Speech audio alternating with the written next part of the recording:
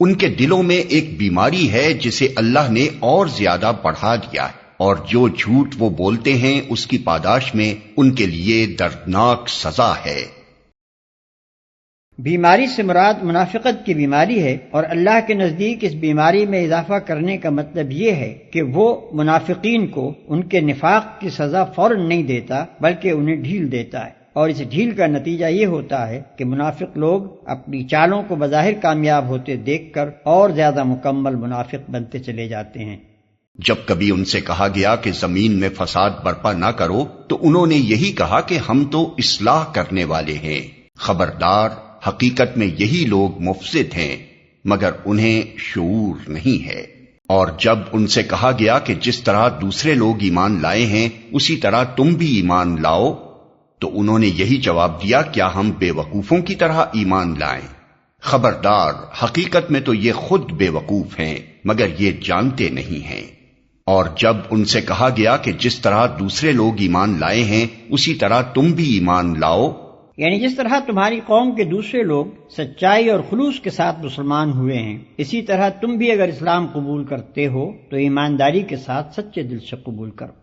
تو انہوں نے یہی جواب دیا، کیا ہم بے وقوفوں کی طرح ایمان لائیں؟ وہ اپنے نزدیک ان لوگوں کو بیوقوف سمجھتے تھے جو سچائی کے ساتھ اسلام قبول کر کے اپنے آپ کو تکلیفوں اور مشقتوں اور خطرات میں مبتلا کر رہے تھے۔ ان کی رائے میں یہ سراسر احمقانہ فعل تھا کہ محض حق اور راستے کی خاطر تمام ملک کی دشمنی مول لے لی جائے۔ ان کے خیال میں عقل مندی یہ تھی کہ آدمی حق اور باطل کی بحث میں نہ پڑے بلکہ ہر معاملے میں صرف اپنے مفاد کو دیکھے۔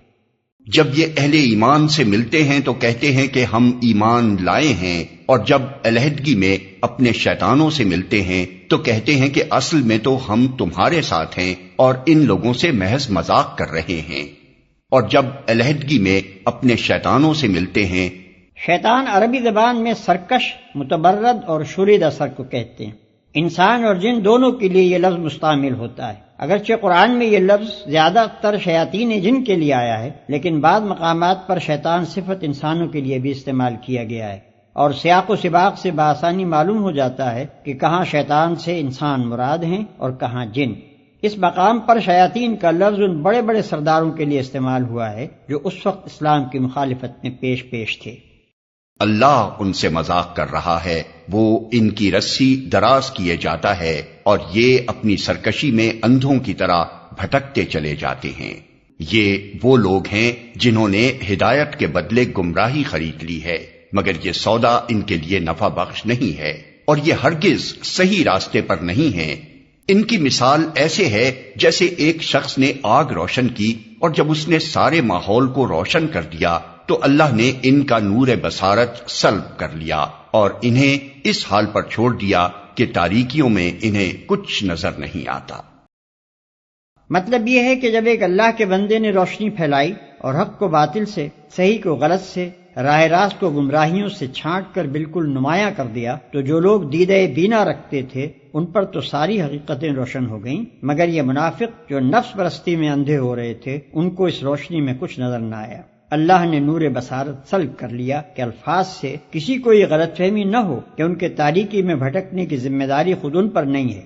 اللہ نور بصارت اسی کا سلب کرتا ہے جو خود حق کا طالب نہیں ہوتا، خود ہدایت کے بجائے گمراہی کو اپنے لیے پسند کرتا ہے، خود صداقت کا روشن چہرہ نہیں دیکھنا چاہتا۔ جب انہوں نے نور حق سے منہ پھیر کر ظلمت باطل ہی میں بھٹکنا چاہا تو اللہ نے انہیں اسی کی توفیق عطا فرما دی۔